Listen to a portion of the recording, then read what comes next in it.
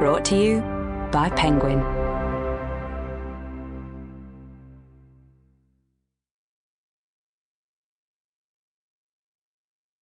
Victory 45. The End of the War in 8 Surrenders by James Holland and Al Murray. Read by Al Murray. For Tony Pastor and Joey McCarthy, great friends and collaborators. Prologue. Unconditional Surrender.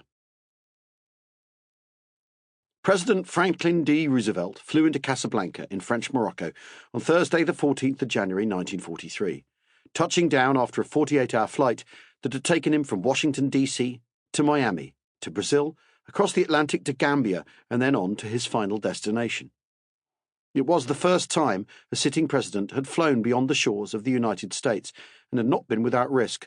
Flying could be a dangerous business, even when there were no marauding enemy planes about, but was even more arduous for Roosevelt, crippled as he was, with polio-stricken legs. Nonetheless, he had been thrilled by the journey.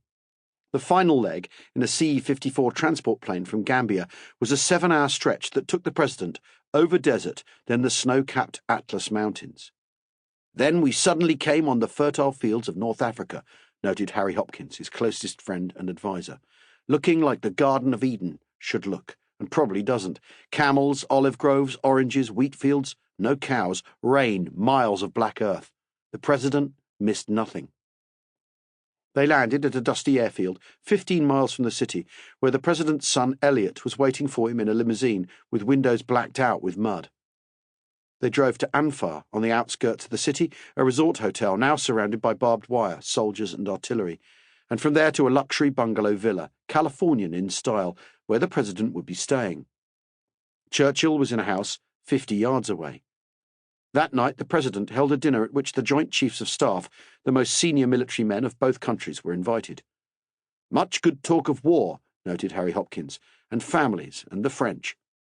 Hopkins turned in at midnight, but the president and Prime Minister Winston Churchill stayed talking until 2. The president had given considerable thought to what the post-war world might look like once the Allies had won the war. That they would win had never been in doubt. Not once had he overseen the transformation of the United States from the world's largest consumer economy into what he had termed the arsenal of democracy. This transformation had begun in the summer of 1940, when the German blitzkrieg was in full swing. France collapsed, and Britain's army scuttled back across the Channel from Dunkirk. By the time the Japanese launched their attack on Pearl Harbor in Hawaii on the 7th of December 1941, American factories had already transformed the United States into a war-winning warfare state. Yet even as long ago as August 1941, during Roosevelt's first wartime face-to-face meeting with Churchill, he had proposed a series of 8 high-minded, morally upright principles in which nations would coexist peaceably in a world free of want and fear. It had become known as the Atlantic Charter and had preceded America's entry into the war by 4 months.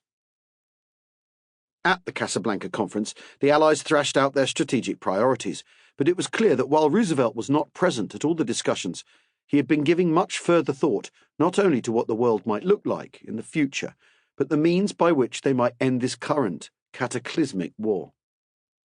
He had been drawing upon history, and specifically the lessons provided by Ulysses S. Grant, Civil War general turned president.